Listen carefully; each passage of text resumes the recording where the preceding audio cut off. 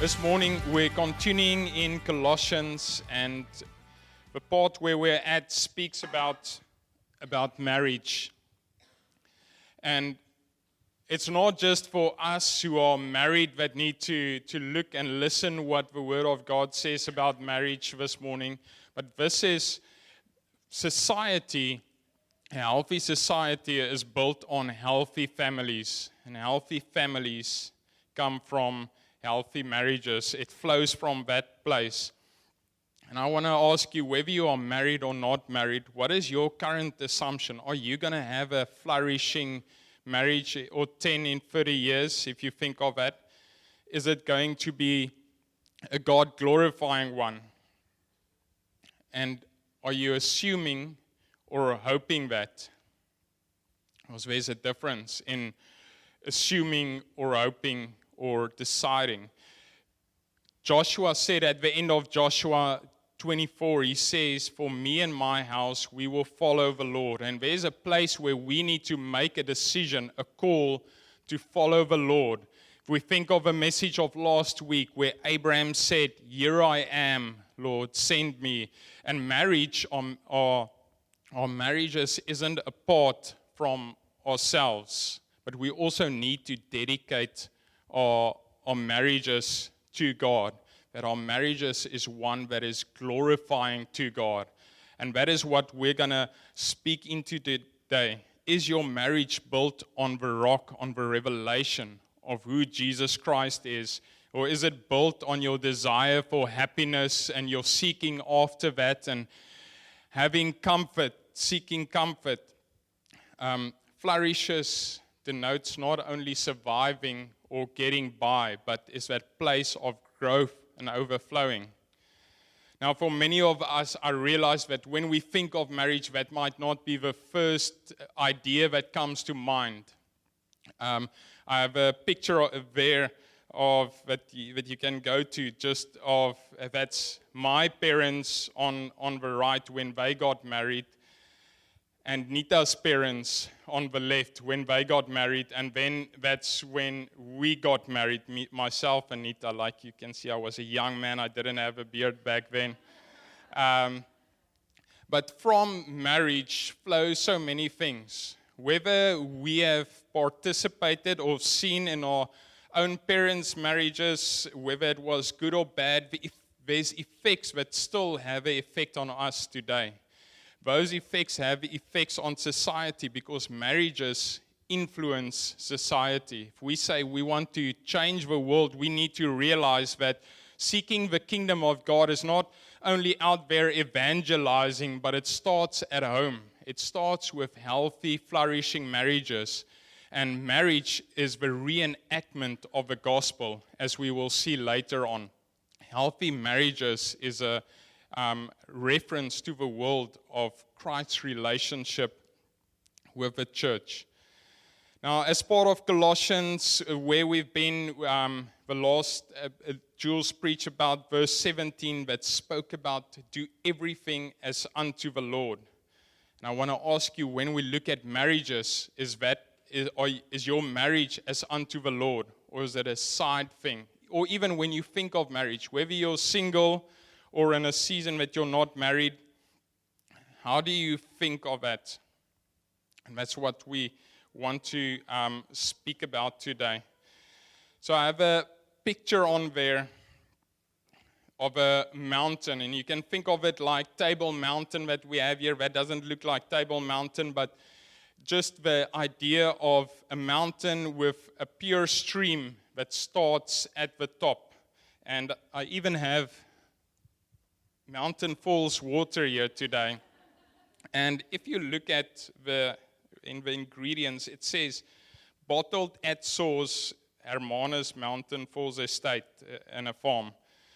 And it's important because we buy that bottle, and there's a difference for us in using tapped water versus water that comes from the source. And in the same way, when we think about marriage, we have to go back to what is the source of marriage. Where does marriage come from? And look at the blueprint of marriage that God intended to, from the start, for us to look at if we want to speak about flourishing or healthy marriages. And as we can see in that image, and so it would maybe correlate with a lot of our experiences, is this pure desire to see marriage in God's ways, like that stream that starts in the mountain. But as we go through life and different experiences and things, we see how that can become tainted. Almost like a stream of water coming down the mountain, and as it goes into the river, there's pollutants and different things that has an effect on how we perceive and steward marriage in that regard. But I want us to go to the source of that. And I grew up in a town called, it's Leidenburg in Mpumalanga, and it was a mountainous area. And I remember when we had visiting schools come and visit us, and they used to drink of the tap water. I remember this one scenario when the children said, it's mountain water. And growing up there, it was like, okay, it's the normal tap water for us. But they could taste the difference therein. And for us, when we think of marriage, that is God's desire for us, as we will see.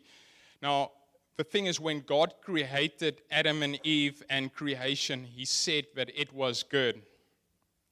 But then over time, sin entered the world, and it had an effect on there.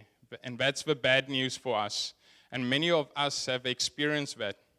If you think about your own family, your own parents, your own framework, we would realize that there's a lot of brokenness in the world around us. For many of us, we have seen the devastating effects of whether it be divorce or unfaithfulness in marriages and the pain that causes. So there's almost a mixed feeling when we think of marriages. We can feel that disappointment, but there's also a place for us to look at what God intended it to be.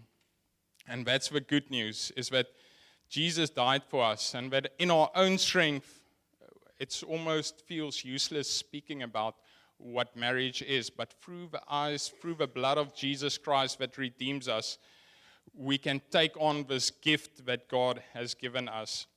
As we see in Colossians 1 verse 14, that He has delivered us out of the kingdom of darkness and into the kingdom of His beloved Son. And it's not only true for us as individuals, but that effect flows over into our marriages. So then if we look at our verse that we're going to look at, is Colossians 3 verse 18 to 19. And it says, "Wives, submit to your husbands as is fitting in the Lord. And husband, love your wives and do not be harsh with them." Now, this piece of scripture in Colossians 3, it follows Colossians 1 that said, look to Jesus who are above and not on things of earth. And then it goes on and it speaks about what you as an individual should do in terms of crucifying the flesh. And then it speaks about how a Christian should walk. And then it goes over from verse 18 and speaks about family relationships. In verse 18 to 19, it speaks about the relationship between a husband and a wife. And then we see relationship with children. And then it even goes on in terms of speaking about relationships in the workplace. Now, Colossians is very brief. It uses 2 lines to mention something that Paul expands in Ephesians 5 verse 21 to 28. He uses all those verses that we're maybe more familiar with. But the essence is the same, although he expands on those a little bit more. But when we think about marriage, and there's a lot of ideas, and some of it might even be seen as controversial when we look at that, we need to realize that marriage is God's idea. Marriage is not man's invention. It was not man's good idea to think, hey, let's get married and let male and female be attracted to one another, and then it just happened. It's not a man-made institution, but a creation ordinance, and not a cultural institution from that. Yes, as people, everyone has the advantage. We all experience the advantages. Mankind has experienced the advantages to an extent of marriage, but it still comes from God. As we see there in Genesis 1 verse 27, where God said that He created them male and female. And then He gave them stewardship over earth, the dominion, to have dominion over the fish of the sea and over the birds and heavens and over every living creature. And then He instituted, and the next in Genesis 2, it goes in more detail in terms of marriage. That's also quoted in Ephesians 5, where it says, "Therefore a man shall leave his father and his mother, and hold fast to his wife, and they shall become one flesh. And the man and his wife were both naked and were not ashamed." And in our day and time, it's important to go back to the source, because there's a lot of ideas around us these days that influence, that pollute our ideas of, one, that Scripture says, and two, then also what we deduct from that. And an important principle as we look at this is to remember that when we're faced with challenging things in Scripture, we have two choices. What are those? Maybe turn to the person next to you and tell them, what are those two choices? Discuss that for 5, 10 seconds, 20 seconds. Okay. Any ideas? What are the two options you came up with?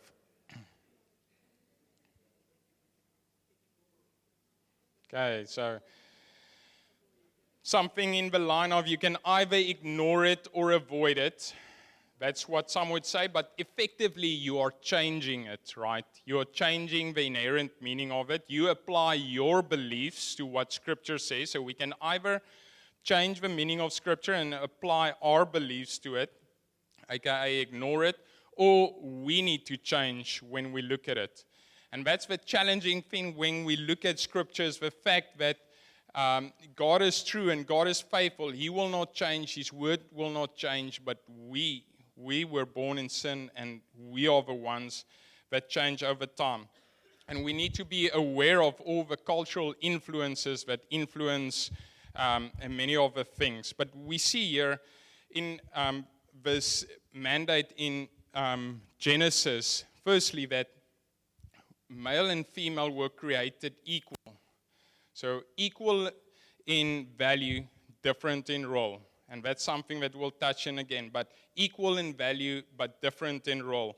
And when we think about marriage, it's not about continually trying to see what's right and wrong, but to come back to God in it, to God's blueprint. What is God's right answer? I have my opinion, you have your opinion, but what is God's opinion? That's what we're after. It's not about seeking who's right or wrong, or even trying to fix your spouse. I'll throw in some marriage things in here or there, but I mean, our greatest temptation in most relationships, but it's almost in marriage, it comes to that breaking point almost, is that we want to fix those around us. We judge others by their actions, but ourselves by our intentions, right? We look at ourselves and we think, okay, this was my intention when I said it, but I look at your actions and then I judge your intentions from that. And we end up trying to fix those around us. You can easily then end up going into marriage with the idea of you're going to fix this person, you're going to make them right.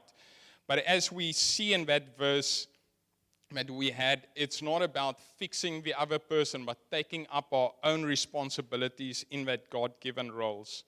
So marriage is God's idea. It's not man's. But then even more than that, it was God's idea, but He esteemed it so highly that He used it as the reference, as an analogy to be used for His relationship between Himself and His people. If we think of the Old Testament, we have God speaking of Israel as His bride. And then when we go to the New Testament, that continues with Jesus being the bride of the church. So God esteems marriage so much that He uses that as one of the primary examples of displaying His relationship with his people.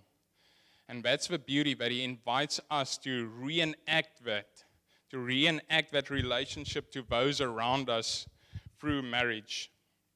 So he uses it to display that realities around him. And then as Christ, as the bridegroom, as we see in Ephesians 5, we see there that the other analogy that he uses is that he is the head of the body. The body being the church, his people, not a building, but his people. So Christ is the head of the body, the church, and the church submits to the head. Right? The body cannot, it submits to the head. And with that, if we take that to that we see in Ephesians 5, it says that wives submit to your husbands as the body, the church, submits to Christ. And that authority that the head has over the body is not a case of superiority. It's not because it's more worth that, but it's a case of just being in that authority. And it does not mean it's superior, that authority refers to superiority. And submission then, on the other side, does not refer to inferiority. But as people that have inherited it, the problem is that we fell into sin. It's that effects of pollution came in, and as people, we are broken.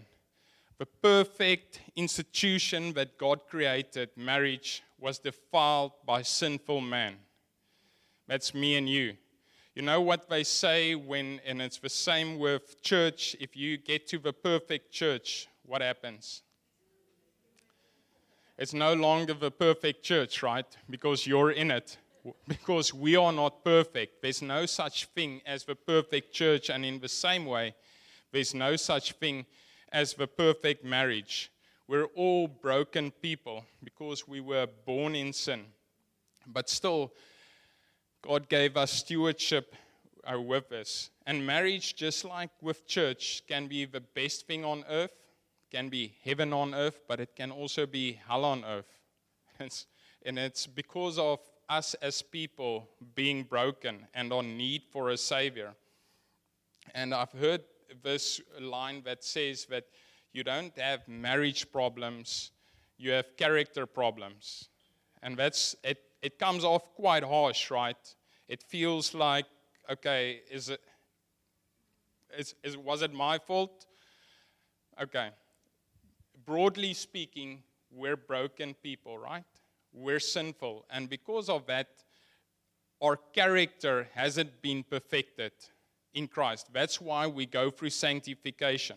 That's why Romans 5 speaks about us enduring, so that the endurance can lead to that fullness. And that's the difficult part for us, that we almost come from a worldview where we feel entitled, individualistic, consumeristic, and we expect everything and everyone around us should serve us.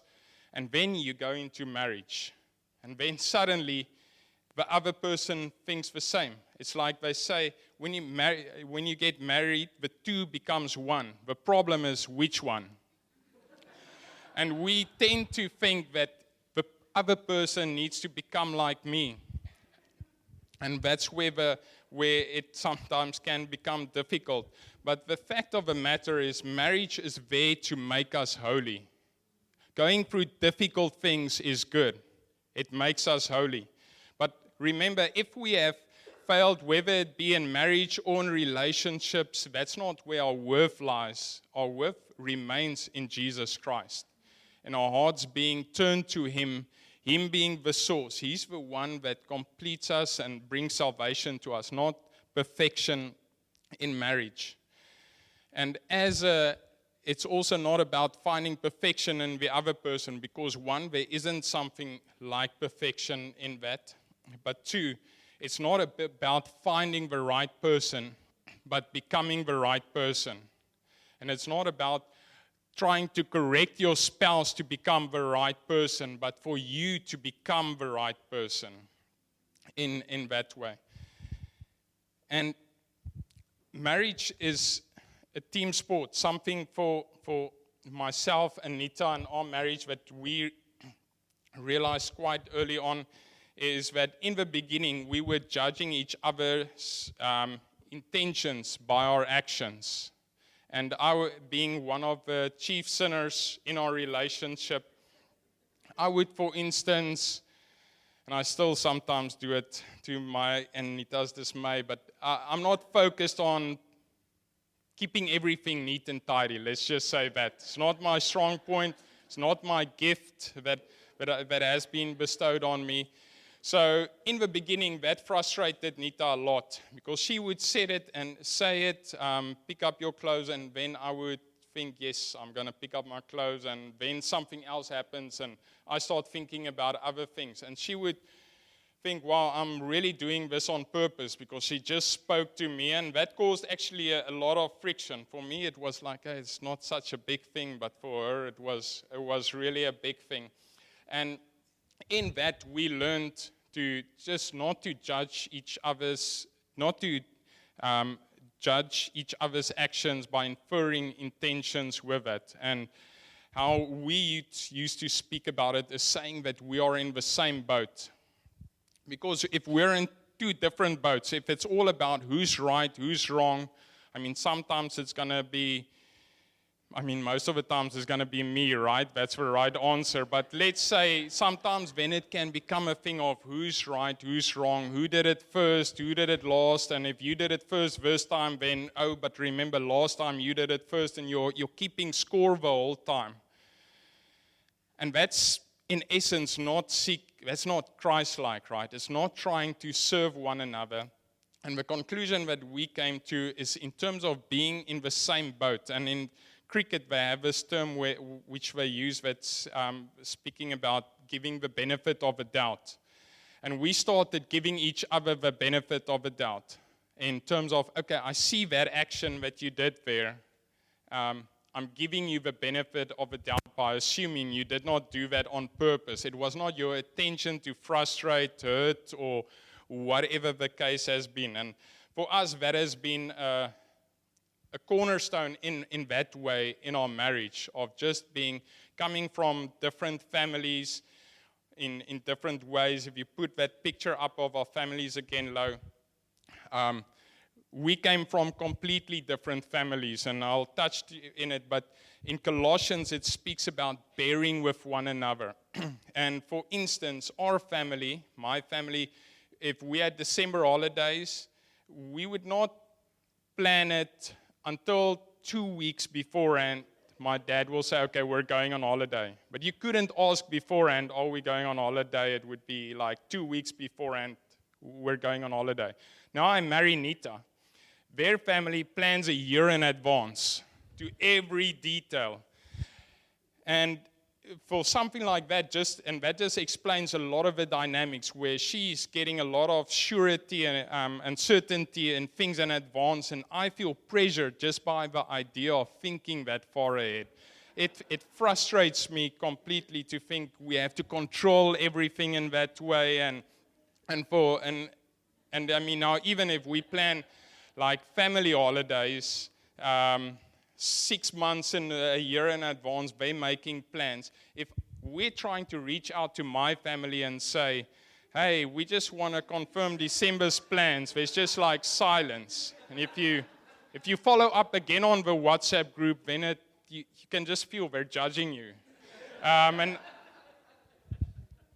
But in that way, we all come from different circumstances, right? No two families are the same. You might think you're the same culture.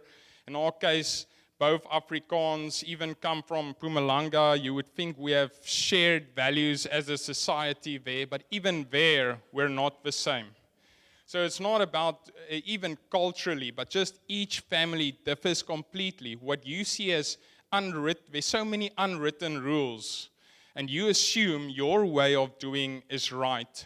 But then when you marry someone else, or just in relationship even, then you realize that they have a complete different context of what is right and what is wrong. And it's not up for discussion, right? That's the way it is. And therefore, we need to find that grace with one another in marriage. And we found that by giving each other that benefit of a doubt, as we say it. But then also to realize, apart from just our families differing, society has also had an influence on how we view marriage. Colossians 2 verse 8 speaks about not being deceived by that philosophies and empty deceit.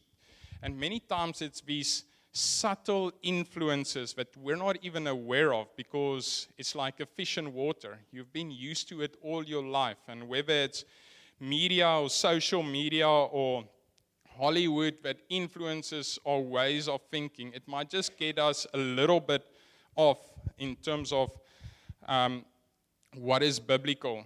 And that's where we need to decide to come back to the source and choose to follow Christ even in our marriages, because we might, in our personal following of Christ, decide, I'm going to follow Christ, but how does that look for your marriage? Have you, or if you're not married yet, stated to each other that for me and my house, we are going to follow the Lord? We decide that we are going to follow the Lord. Our marriage is going to be a kingdom marriage. It's not up for discussion. That's something that we're going to keep each other accountable. And that's something that needs to be said at some time, and to have a discussion up front. There's this guy, Watchman Nee, and he said, before marriage, eyes wide open. After marriage, eyes wide shut. And what that refers to is, before you're married, everything is on the table, right? Everything remains on the table, but what I mean with that is you can discuss anything. How do you feel about church? How do you feel about following Jesus? How do you feel about obeying Him no matter what and giving up your life to follow Him? Because it's one thing marrying a church-going person, it's another thing to marry someone that follows Jesus. And the thing is, if you're married, then you're married. Now, it's never too late. You know, the best time to plant a tree was 20 years ago. The second best time is now. So if you're that person that married just because of happiness and comfort, now's the time to bring your marriage to God, to bring your life to God and say that you want to follow Him with everything. The past doesn't have to determine your future in Christ. Amen? And when we think about the effects of culture, and I mean, living in Cape Town, if you've been on the promenade, you'd know, people do not hold the same values as us. And in terms of 1 Peter 3 speaks about that, just the fact that, and in many places in the Bible, that God looks at the inward condition of the heart, but man looks at the outward appearances. And we find that many times as a temptation, that we want to feel loved, that we want to feel better about ourselves by the way we dress and give to others. And 1 Peter 3 then says that let your adorning, speaking to women, be the condition of the heart and not your outward appearances. And that is one way where we can start thinking, whether it's the husband wanting the wife to look in a certain way, or the wife wanting the husband to look in a certain way. It's good to be healthy. Those things are all great, but that's not gospel in terms of requiring that as primary things. And we need to be careful of how does the individualistic and consumeristic ways influence how we think about marriage, but then also relate to our spouse and the conditions of our heart. Because if we want to do what Colossians 3 verse 17 says, do everything as unto the Lord, verse 23 says it more in that way, and live a kingdom-focused marriage, that means we need to let go of some of these philosophies and empty deceit that we have in the back of our minds. And that's why we need to be careful about what type of series, what type of movies, and all those things that we consume, that in the back of our mind starts creating beliefs that we end up acting on. And it's like it starts upstream, but when you go downstream, you start seeing the effects of it later in life. When you realize what you start prioritizing, and it plays out in your marriage. Now, marriage, as we know, in the Christian marriage is between husband, wife, and the Lord Jesus Christ. So it's that three people, and the aim is to follow Christ for both. So the husband is to have a relationship with Jesus, the wife is to have a relationship with Jesus. And because, as Spirit-filled Christians, we believe that we can hear the voice of God, that each individual can hear the voice of God. It's not a thing of trying to be the right type of person through your own actions, but it's about obedience, hearing what God says to each one and following that. And practically, what does that mean? When you get in an argument, there's actually a place to go and sit at Jesus' feet and hear what he has to say about this, and to speak from that place. And as followers of Christ, the Bible becomes our playbook for the principles of marriage. If we look at Colossians 3 verse 12, it says there, "Put on then as God's chosen ones, holy and beloved, compassionate hearts, kindness, humility, meekness, and patience, bearing with one another, and if one has a complaint against each other, forgiving each other as the Lord has forgiven you, so you must also forgive." So before we look at topics that might be seen as, call it hot topics, like wives submitting to husbands and husbands loving wives, we need to see that those are commandments that's given to us as Christians in general. If we look at verse 12, verse 13, bearing with one another and forgiving each other, that we need to be quick to forgive. There's a principle in marriage, just to forgive before. Many people speak about the principle of when you go to sleep, forgiving each other beforehand, and to be the first one to turn to the other one and to say sorry, just to get to that place of unity again. Because if we're in the same boat, if I throw rocks at you, I'm throwing rocks at my own boat, right? It doesn't make sense. I'm sinking my own boat. And if we're the same team, you get those games where you attach two people's feet to each other. And that's basically what marriage is, right? We become one flesh. So we can literally, although we can move literally to different places, but we cannot move in unity if we don't run together. And we need to learn to slow down and move together with one another. So then we get to Colossians 3 verse 18. "Wives, submit to your husbands as is fitting in the Lord, and husband, love your wives and do not be harsh with them." I have a picture there. Our family has been sick the last while. And so then many times you send someone a get better soon card. But for many of us, we need to get better soon, but not in a way of that we're sick. We just need to become better as Christians. Just become a better spouse. Just be a better Christian. You almost need to tell yourself, just be a better Christian. Because we're trying to fix one another. But see, if we look at that verse, we see that wives, submit to your husbands as is fitting in the Lord. Husband, love your wives and do not be harsh with them. Note that it doesn't say, husbands, make your wives submit to you. And wives, make your husbands love you. Don't clap too loud. But we cannot make each other better. That's not our job in this regard. Our job is to take up the roles and almost take end ownership of that, what the Bible says to us.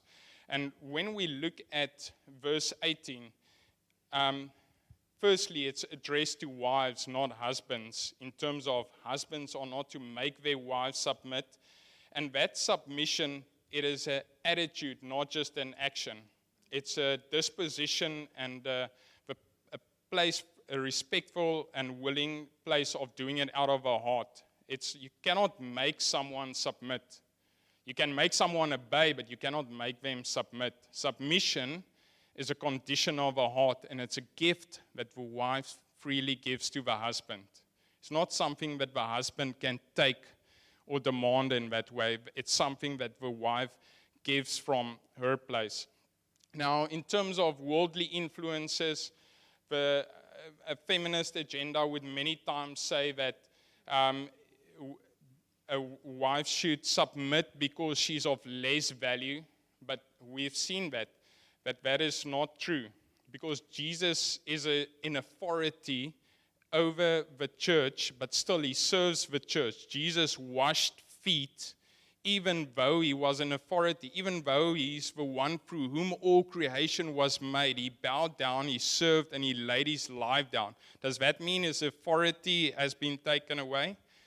No. So we're equal in value, but different in role. And the fact that the wife has the role of having a submissive heart, or called to that specifically, is not a case of value being attributed to it or inferiority, if we look at it in another way. The other thing to note in that verse, if you go on, it says, children, obey your parents. See, it doesn't say, wives, obey your husbands. It says, submit to your husbands. So there's a subtle difference in that the wives are called to have a submissive heart. And we see that in 1 Peter 3, verse 5. No, 1 Peter 3, I think it's verse 5.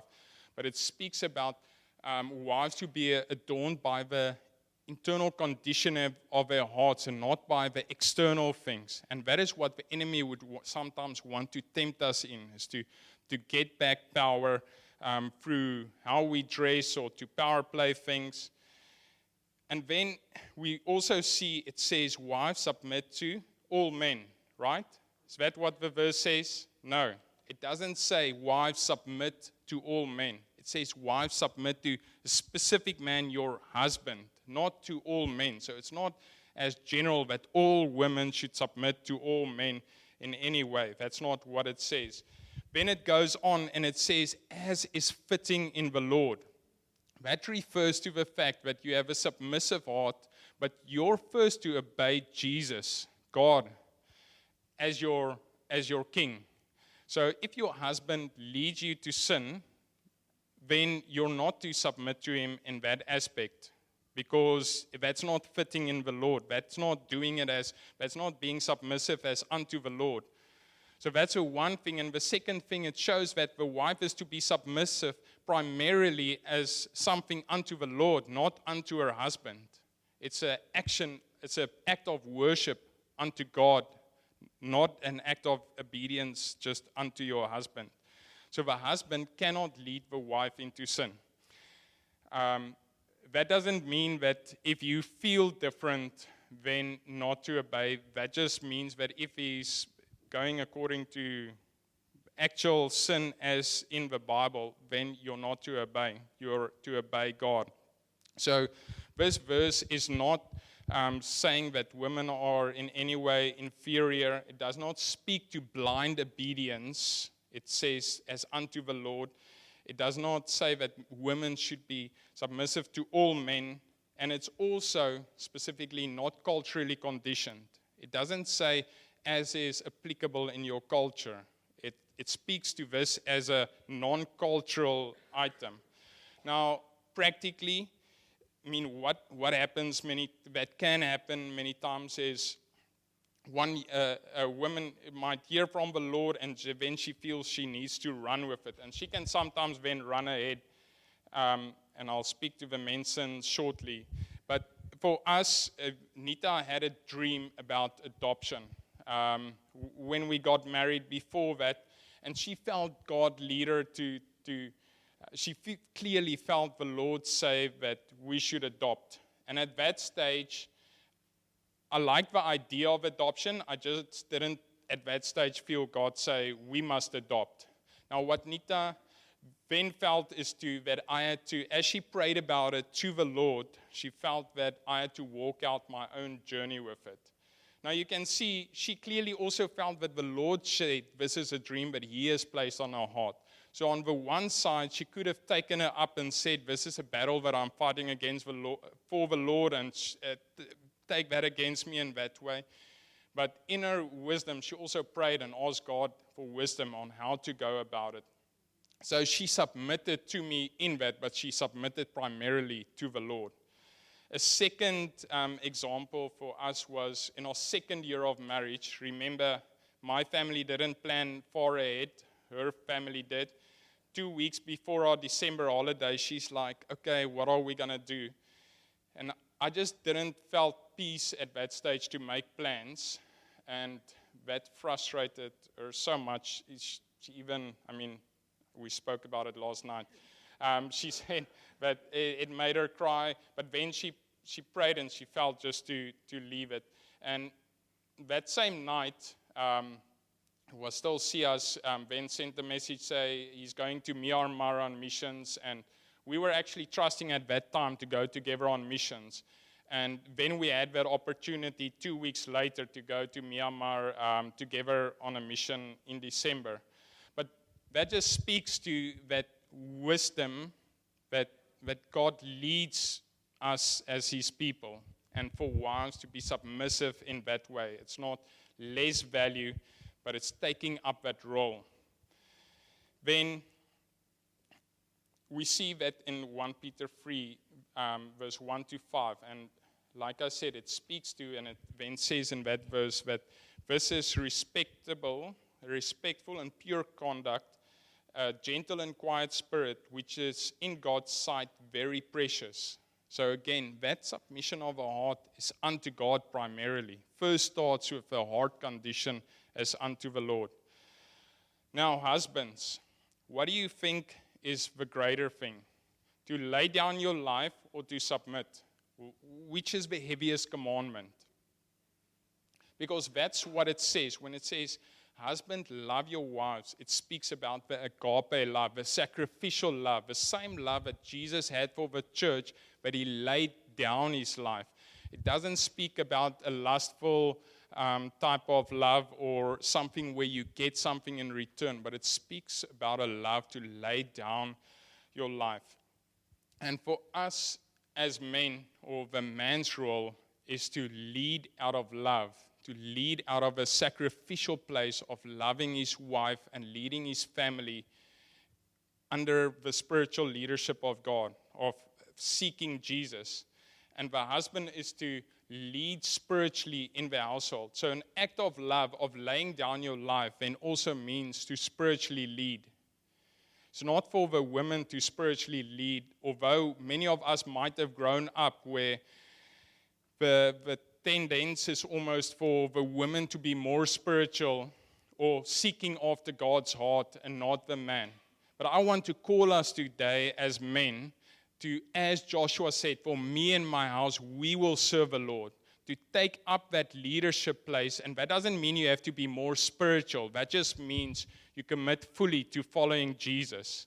It's not about the one that's more spiritual in terms of praying and all that, but it's about making that choice in your heart, for me and my house, we will serve the Lord. And that's a place where the man needs to lay down his life, to submit under the lordship of Jesus as he wants his wife to submit under him. Now, then it goes on and it says, husbands, do not be harsh with your wives. And for me, how I've learned that growing up in a family where let's just say, I didn't have a best example of what a Christian marriage should look like. And one thing that was always contention was money, was where's the money going? And I quickly realized in our marriage that that's something that I need to lay down. Not that Nita is in any way extravagant in her spending, but not to be harsh when speaking about money and things like that. The other thing that I still need to lay down is just the fact of planning and admin. I hate planning and admin. Nita loves planning and admin. In my current position, I've grown in skills how to do planning and admin, so don't worry.